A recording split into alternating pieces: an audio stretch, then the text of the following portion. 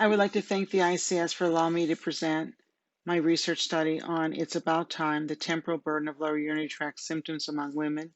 I am Diane Newman. I am Adjunct Professor of Urology and Surgery at the University of Pennsylvania in Philadelphia, PA, here in the United States, and listed here are my co-investigators. We're presenting for the Prevention of Lower Urinary Tract Symptoms Research Consortium using the acronym of PLUS. These are my disclosures. Lower urinary tract symptoms are associated with substantial economic, social, and emotional costs with negative impact on overall health and quality of life. Experience of LUTS impacts the day-to-day physical, emotional, and social well-being of women. Efforts have been made to improve the quality of life of women with LUTS, but there remains a need for a contextual understanding of bladder symptoms and how LUTS affect the daily life of sufferers.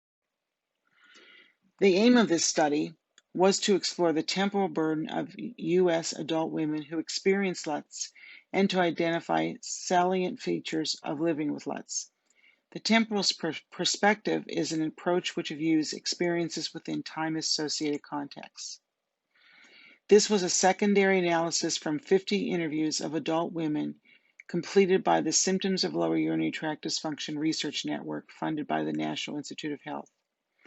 Female participants were recruited from urology and urogynecology practices who underwent interviews of symptom onset, duration and trajectory, symptom bother, adaptive behaviors, healthcare seeking, and perceptions of normal bladder functioning. Using directed content analyses, pairs of Prevention of Lower Urinary Tract Symptoms Research Network investigators who were specialists in urology, gynecology, nursing, medical sociology, behavioral science, and public health, coded the interview transcripts and identified themes related to living with LUTS.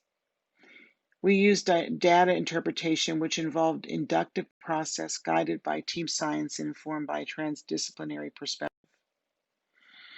This table shows you the characteristics of these participants. There were 50, mean age was 51.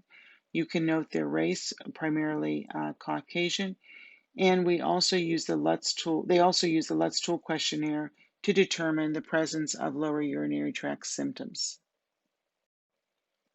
The results. Feelings of shame and embarrassment engendered by untimely manifestation of LUTS during interpersonal encounters in public centers were voiced by these women. They voiced disruptive accounts of living with LUTS, emphasizing the need for constant vigilance and time-consuming self-management strategies. These women with LUTS articulated dissatisfaction with stopgap measures for relieving symptoms, underscoring a pressing need for an increased focus on prevention. Accounts of living with LUTS have a prominent place in the biographies of symptomatic women.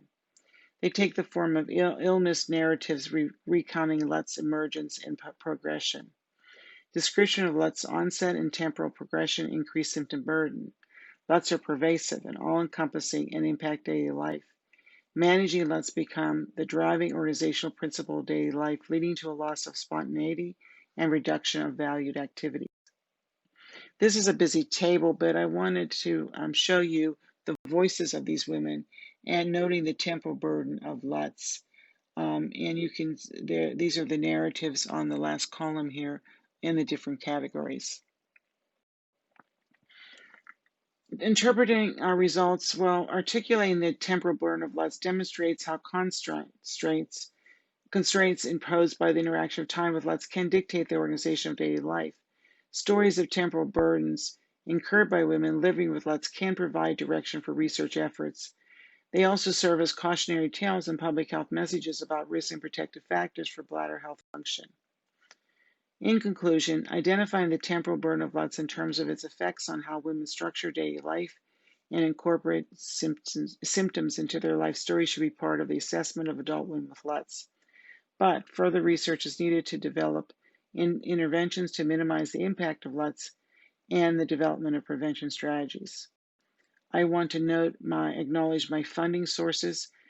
This study was funded by the Symptoms of Lower Urinary Tract Dysfunction Research Network and the Prevention of Lower Urinary Tract Symptoms Research Consortium, Both of these are funded by the National Institutes of Health in the United States.